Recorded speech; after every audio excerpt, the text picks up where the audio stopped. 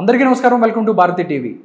ఈ మధ్య సినిమాలు చూసిన దాంతోపాటు బయట ఏదైతే సోషల్ మీడియా కానీ ఎక్కడెక్కడ చూసినా కానీ అన్ని చోట్ల కూడా లిప్ కిస్లు ఎక్కువైపోయినాయండి. అంటే లిప్ కిసెస్ చాలా సర్వసాధారణం అయిపోయింది. అంటే ప్రేమ ప్రేమికులు అనే చోట ఇవన్నీ కామన్గా ఉంటాయి. బట్ మీ అందరి కోసమే ఒక న్యూస్, మీరు కొంచెం జాగ్రత్తగా ఉండాలి. ఎందుకంటే లిప్ కిస్లతో కొత్త వ్యాధులు వస్తున్నాయంట.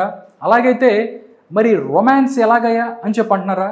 అయితే మీరు తప్పకుండా ఈ స్టోరీని లాస్ట్ దాకా చూడాలి. ఓ ప్రియుడు ప్రియురాలు కలిసిన భార్యాభర్తల మధ్య లిప్ కిస్లు సాధారణం. ప్రస్తుత జనరేషన్లో లిప్ లాక్ గురించి తెలియని వారు ఎవరు లేరు. ఇంటర్నెట్ సదుపాయం అందుబాటులోకి రావటం, సెల్ ఫోన్లు ఇష్టారాజ్యంగా వాడటం, సినిమాలు చూస్తుండటంతో స్కూల్కి వెళ్ళే పిల్లలు కూడా లిప్ కిస్లపై అవగాహన వచ్చేసింది. ఈ లిప్ కిస్ చేసుకోవటం వల్ల ఎంతో ఎంజాయ్ చేస్తారు. లిప్ కిస్ మనసు కూడా ఎంత హాయినిస్తుంది అనేది వాస్తవం.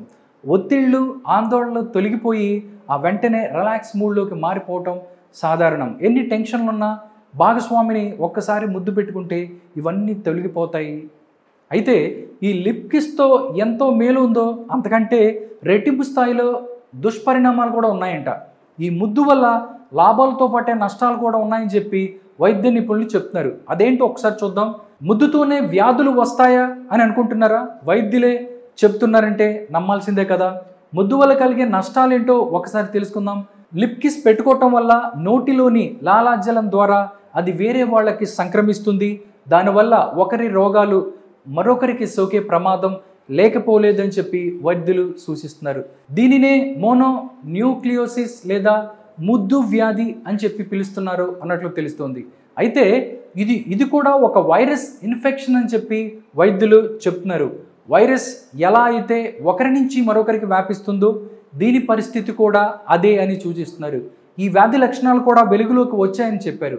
ముఖ్యంగా 15 నుంచి 24 ఏళ్ల వారిలో ఎక్కువగా వెలుగు చూసాయట ఈ యొక్క లక్షణాలు. ఇలాంటి వైరస్ సోకిన వారిని కిస్ చేసిన, వారి వస్తువులు టచ్ చేసిన ఈ వ్యాధి సోకుతుందని వాళ్ళు చెప్తున్నారు. ఈ వ్యాధి సోకితే కండరాల నొప్పి తీవ్రంగా ఉంటుందట.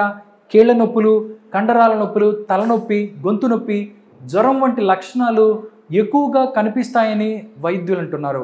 మోనోన్యూక్లియోసిస్ వ్యాధి ఉన్న వారికి నిత్యం తలనొప్పి, అలసట వస్తుందని, వీటిలో ఏ లక్షణం కనిపించినా వైద్యులని సంప్రదించాలని చెప్పి సూచిస్తున్నారు.